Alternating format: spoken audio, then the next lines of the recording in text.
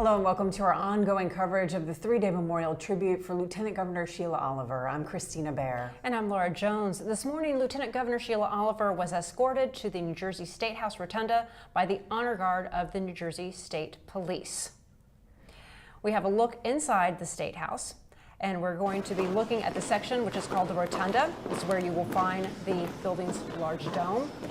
And Christina, we want to share a couple of points about what we are watching, what we are really witnessing, because it's history in the making, truly. Sheila Oliver, Lieutenant Governor, first elected official to die in office in New Jersey since New Jersey's very first governor, William Livingston, back in 1790. And to the left of our screen, in the very corner, that is a portrait of William Livingston. Wow. If I'm not mistaken, in the Rotunda you have portraits of every single governor that the state has seen, and in the governor's inner office you have the more recent governors, but that's what we're looking at. I know you just were there because they did a whole renovation there, and you had your own tour. Correct. I'm curious to see what the black curtain is and what is beyond that we're seeing. So what we're looking at is, if you will go beyond that curtain, it's West State Street. That's the main entrance to the State House. Part of that is still under some renovations, some more cosmetic updates are going on, but the inside of the State House, it is open, it's fully operational. People are not able to come and go inside that front entrance as they normally are, but then again, they haven't been able to for the past 6 years because the State House has been under construction. They're probably coming in through the garage, through the side, and the members of the public are filing in one by one. And you can see right there the changing of the guards here. They're having that today and tomorrow for her as well. Correct. The rotating guards. She's lying in state at the State House. This is the New Jersey State Police Honor Guard. This will be ongoing from today at 11. It started at 11 this morning, goes until 6 o'clock tonight, and then the body will be taken to the Essex County Courthouse tomorrow. And now this is another thing to note. This is the first time in state history that an elected official has ever had this honor. So this truly is historic. I mean, is. This is never, again, like you said, we've never seen anything like this before. We've only had 2 lieutenant governors in our state history. Sheila Oliver, the first, a black elected state official. And again, 1790, that's the last time somebody died in office. And the State House looks very different. This part of the State House did not even exist back in the 1700s. On the other side, where people are walking from, that's where you'll find the governor's office. That part of the State House is original from the 1700s. Mentioned that black curtain, by the way, and it looks like there are family members sitting in front of it. It does. I cannot get a close enough look to see who exactly it is, but I would imagine family members or other VIPs, family, friends. I don't know if they'll be seated there the entire time. It is, there might be some members who want to keep visual throughout, just as the New Jersey State Police is kind of rotating in and out. I know that there was a commissioner right there. Yeah. I need to put my glasses on. And in fact, so we have what's happening here at the State House tomorrow. From 10 a.m. to 10 p.m. the Honor Guard will be at the Essex County Courthouse, and then on Saturday there's the funeral at the Cathedral Basilica at the Sacred Heart in Newark. And there's a state attorney general that just walked by as well. On New Jersey has been at the State House this morning and talking to some of the people who have been showing up. I know you had mentioned that most likely people are also coming in by bus as well to pay respect, because this is open to the public, so they can pay their respects over the next couple of days. But we've been speaking with people who showed up today. Let's take a listen to hear what they had to say. Well, I wanted to make sure we come to Trenton today in honor and memory of Sheila Oliver, who has been a big fighter for Atlantic City and Atlantic County. On behalf of Mayor Marty Small Sr. and the residents of Atlantic County, Atlantic City, we've come today to show our respect. She has been a fighter for the little people down through the years, and it would be robbery if we did not come today and show our respect on behalf of the city of Atlantic City. We're here today in honor of Sheila Oliver, who's been a great friend of the state, but especially to Atlantic City. We wanted to pay our respects, and we wanted to show our gratitude for a person that we was well thought of and who thought of a lot of Atlantic City. Just glad to be here today just to pay my respects. just come to show my respect for such an awesome woman in politics here in the state of New Jersey. And she did so many great things for our city. And so it's only fitting for us all to come and show our respect for her. I've known Sheila Oliver for over 30 years. She was an outstanding public servant, a great human being, an excellent administrator, and she was a strong advocate of Atlantic City. That's why we've come up here in the Atlantic City contingent to show our support. We're going to have a bus coming up here Saturday for Sheila Oliver, and we are encouraged by her life and what we're going to do in Atlantic City. We're also going to have, after this, a service in Atlantic City so local people can show their respect and support for Sheila Oliver. So you heard it right there, from Essex County to Atlantic City. You know, this is also video we had from earlier this morning of the hearse carrying Lieutenant Governor Oliver to the rotunda in the State House. And again, a very large escort from police, emergency personnel. Have you ever seen anything like this before in your years of covering politics? No, I know have not. This is... What you're looking at right there, this is West State Street in Trenton. On the right is going to be the State House. You can see all of the blockades around the right. That's still from the construction that's still ongoing. But I can't really make out where all of the law enforcement is from, if there are law enforcement from different towns and such, or if this is just the New Jersey State Police, which this might actually be the New Jersey State Police. Right, so they're coming up upon the entrance to the New Jersey State House, and no, I've never seen anything like it. I mean, of course, Trenton, the reason why Trenton was picked as, you know, the capital is because stem to CERN, you know, it's right in the middle. In the middle, right. Right, of the state. So it is easy, again, going back to the 1700s, in theory, for people to get to the State House and pay their respects. And you saw so many people from Atlantic City. Well, she oversaw the state takeover at Atlantic City. And, you know, and she very much believed in so many causes, affordable housing. And economic development. Exactly, exactly. Yeah, she was very, very much involved. And, you know, she was commissioner of the Department of Community Affairs. So somebody who didn't stay in the office all of the time. She wasn't just a figurehead. She was there in the community, and very before engaged. you mentioned such a huge valid point here too, is not just who she was politically, it was the people that worked for her as well. Right, and that's something that, you know, will be interesting to talk about. We're going to have a guest on pretty soon. But, you know, when something like this happens, it isn't just the lieutenant governor has died and somebody, you know, that is just a figurehead. It's somebody who was commissioner of the Department of Community Affairs. You have a staff. You have an entire building of people that work with you and for you. You've lost a coworker. You've lost a friend. And in Trenton, it is such a small political world. Even if you did not know or work with her personally, your paths crossed with her. She's been a force in Trenton since 2003. Don't quote me on that, but in the state assembly. So people know her, they know of her, they know of her reputation, and you're going to really see so many people coming out. I would imagine a lot of state workers are taking the day off today or taking time off today to pay their respects. You know, it's and hard tomorrow and Saturday as well. But in Trenton, particular today, you were going to see a lot of the Trenton people. And as one of the people that they interviewed mentioned, they're going to look at having something in Atlantic City as well, because she did touch every part of the state. And they did have a candlelight vigil on Wednesday night, I believe, in her honor as well, you know, to pay their own tribute to her in addition to what's going on for the next 3 days. Right. Now, while we've been talking a little bit to make it more official, you know, it is a 3-day, what they're calling, it's a celebration of life, is what they're calling this memorial, celebrating the life of Lieutenant Governor Sheila Oliver, the trailblazing former Assemblywoman who died last week at the age of 71. Now, again, here in Trenton, people today are going to be paying their respects, and they can do so until 6 o'clock tonight. That is open to the public. Right, and then the schedule continues tomorrow. The Lieutenant Governor will lie in state at the Essex County Historic Courthouse in Newark. She was a native of Newark, where she got her start in politics, and she also lived in East Orange. The Essex County Courthouse will be open again to the public. They can pay their respects from 10 a.m. to 10 p.m. And then beginning on Friday, also flags on state buildings will be flying half staff in her honor until next month. Yeah, and Governor Murphy, he was on vacation in Italy when Sheila Oliver, then serving as acting governor, was hospitalized. And Governor Murphy did return to the state of New Jersey yesterday. He is set to meet on Friday with state workers who worked alongside Sheila Oliver at the Department of Community Affairs, which oversees state aid to cities and towns, among other duties, where she was the commissioner.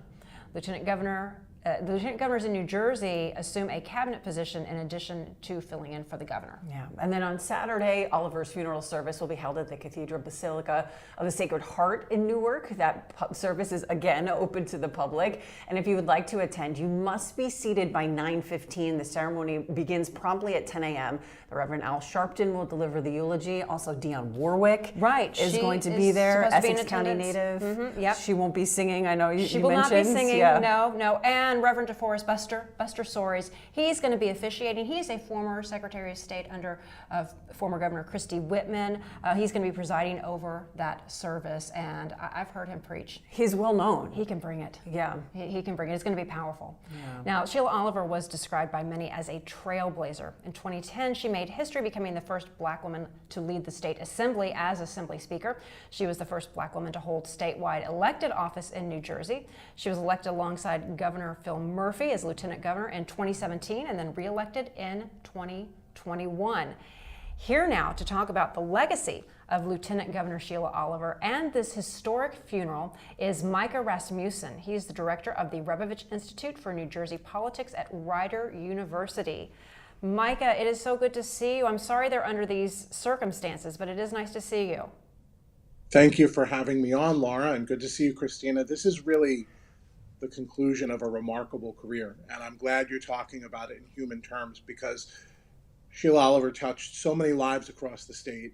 All of her involvement from her very first days 30 years ago on the East Orange Board of Education, and then as a leader in the state assembly, leading that chamber, and then as you say, Lieutenant Governor and Commissioner of Community Affairs.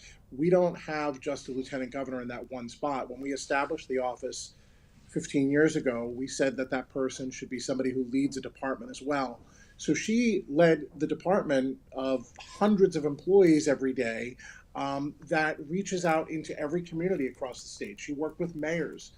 You heard so many Atlantic City officials saying that she was a champion for them when it came to the state takeover. So she really uniquely touched lives across the state of New Jersey. And it was a very human career that she had, very human connections that she had. Even this morning on my way in to the office, I was getting on 195 and there was this very, very unique set of lights ahead of me. And I don't know how many commuters knew that it was the honor guard for Lieutenant Governor Oliver on the way in. But, you know, in some small part, thousands of commuters were paying honor to her today even. Oh my God, I just got chills as you said that because we haven't seen anything like this. And I want to get, I'm not sure if you can see the video of her lying in state, but just what are your thoughts as you're watching what is happening in Trenton today? Well, I'm struck by the same thing you are, Laura, how you said that we have not had to deal with this, thankfully, in 233 years. When the first governor, William Livingston, died in office, we've had legislators die, we've had officials die, but nobody in this executive office, no statewide official has died in over 200 years. As you say, we have never had an official lie in state in the State House before. I'm kind of a history guy, so I like to go and find out what did happen. In 1862, there were a couple of Civil War soldiers who were honored by lying in state in the State House. But that's the last time that happened during the Civil War. And so, you know, these are the footsteps. This is the you talk about that screen, Christina. These are the footsteps literally that Abraham Lincoln walked when he was first elected. Before he took office, on his way to be sworn in, he came through this State House. He gave speeches in the Senate and in the Assembly. He literally walked the footsteps where she's lying in state. And to me, this idea that he made possible the trail that she blazed is so fitting. There's so much symbolism involved in this. It's such a historic moment. We don't get a lot of historic moments like these. We should stop and we should honor them and we should pay respect to them. Absolutely. I mean, you know, with her tenure, the years in politics, what would you describe as her legacy? Is there one piece of legislation or one thing that she worked on that would describe Sheila Oliver? I wish I could tell you there's one thing, but I did. I'm glad you asked because I did go through and I looked at the bills that she sponsored in the assembly when she was during her 20 year or 15 years in that chamber. She sponsored things that you would expect from a progressive, and the estate tax, championed an increase in the millionaire's tax. She wanted oversight of Hurricane Sandy funds. She strengthened our pay to play laws. She wanted investigations of deaths by law enforcement officers. But there were some things that you might be surprised. She was somebody who wanted home baked goods to be able to be sold from your home. So she championed that law, which finally has changed in the last few years. She was in favor of banning toy guns, strengthening open space funds in New Jersey, and she wanted colleges to have better graduation rates, 4-year graduation rates. So she really ran the gamut of her interests that motivated her to sponsor bills.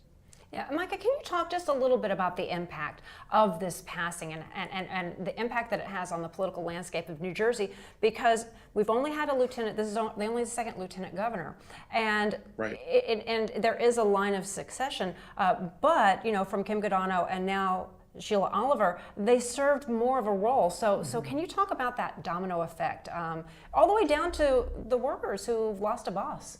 I think it's a Lost a friend. profound change for, I'm sorry to interrupt you there. I think it's a profound change for New Jersey and for the Murphy administration. She was the person in his cabinet who knew legislative relations. She knew because she had served with these legislators. I will continue to be struck by the lieutenant governor debate in 2021, which we were fortunate enough to host here on campus. And she and Sheila and Diane Allen fiercely advocated for their sides and their campaigns' beliefs and their points that they needed to make, and really went at each other very, very strongly and forcefully. And then at the end of the debate, they gave each other a big hug.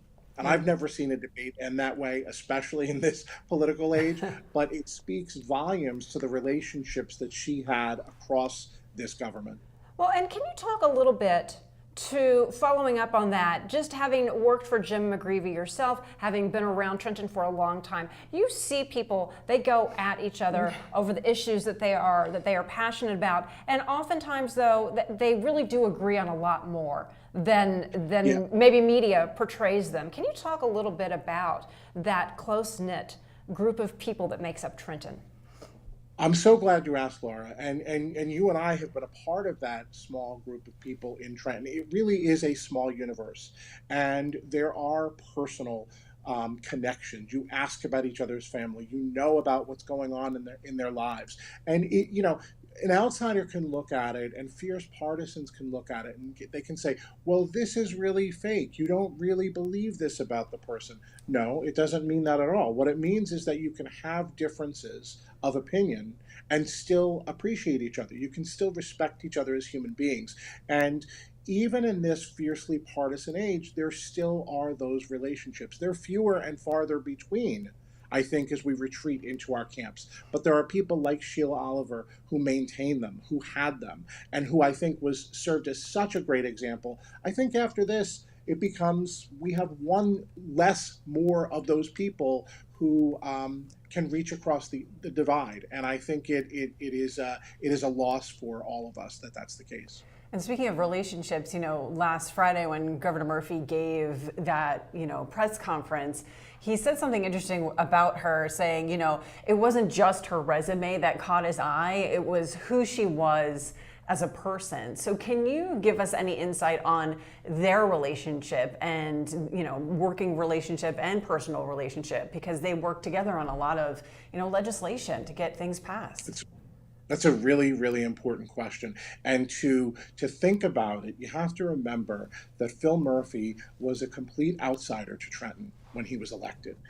He had been involved in national politics. He'd even been involved in international politics, but he had not been involved in state politics before. The person that he was attracted to was somebody who could show him the way, someone who could introduce him to folks he had not met before, to tell him how things are done in Trenton. It doesn't mean that they weren't going to shake things up. It doesn't mean that they weren't going to do things differently. But Phil Murphy's somebody who appreciates the history, as you can see with the history that we are respecting today. He's somebody who wants to know, wants to have that background. And I think Sheila Oliver was able to give it to him on a daily basis, was able to be that voice of tradition and practice and observation of how New Jersey works. And so I think she was really a very, very important advisor for him. And again, I think it's a loss. Right. And, you know, as Assembly Speaker, the Senate President, Steve Sweeney, the governor was Chris Christie. Right. So she had to fight a lot of battles. And as this news comes out, and people are remembering and mourning her loss, the reactions, what are the reactions that you've observed from political leaders and the public following the news? I mean, because everybody seems to have something, a special memory to share. So yeah. What's your reaction to what you're reading and seeing now?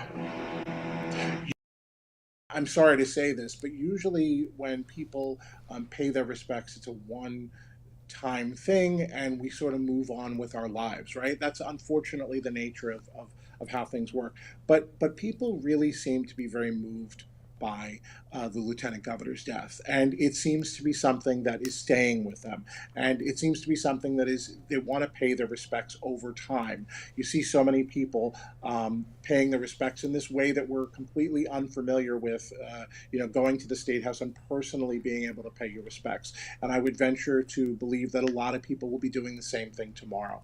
And so this is something that really is having a profound effect on lots of people. Again, as you've said, the employees who she worked for who worked for her directly in her department, the mayors and the municipal officials, the legislators she served with, and the people in the executive branch. There are very few people in Trenton who have served in such a breadth and variety of positions and have touched so many different people in so many of the different institutions across our government.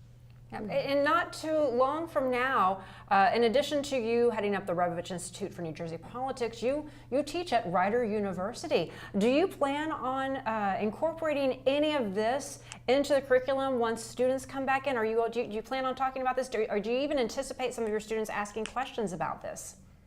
I think they will. We have over 70% of our students are from New Jersey. A fair amount of them are from Essex County. And so I do expect people to ask about and talk about what they have seen over the summer and what happened over the summer. And I do think that this is one of the things that we will be talking about in just a few weeks when students get back to campus. And we are still dealing with politics here beyond all of this as well. I mean, this ties into everything. But with her passing, how do you think this will affect Governor Murphy's cabinet and also the political agenda of his cabinet?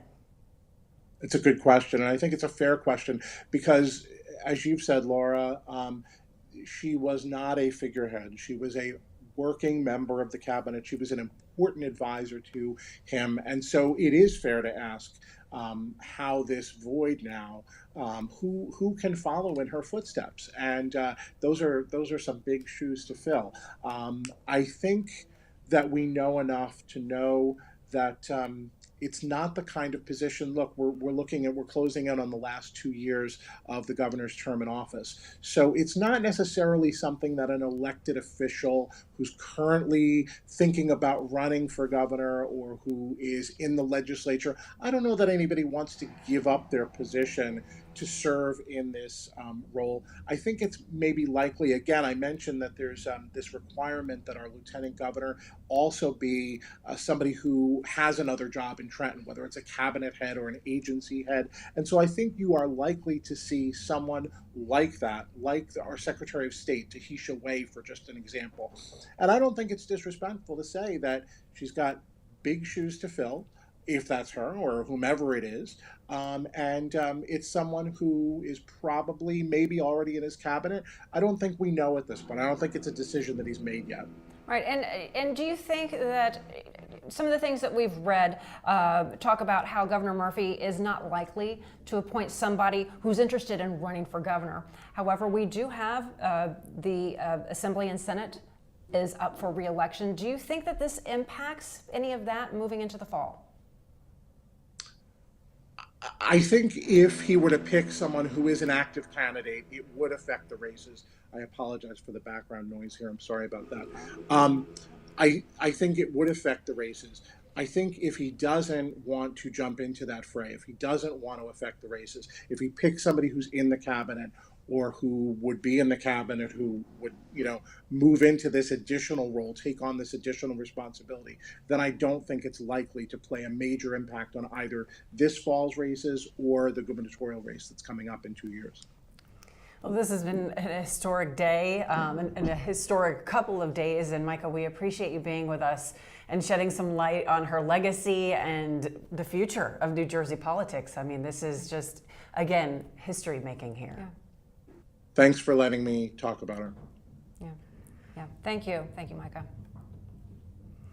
Well, I wanted to ask you, because of all of your years in politics, what was your experience with her? And I know you've gotten a couple of chances to meet her. She seemed sort of this presence when she would enter a room. Very accessible. Yeah. If you came up and wanted to talk to you, she would talk to you, and she seemed very engaged, very invested in what you had to say. Yeah. And as again, I'm reading certain tributes to that people who knew her, people who worked with her, and I'm reading into things as well.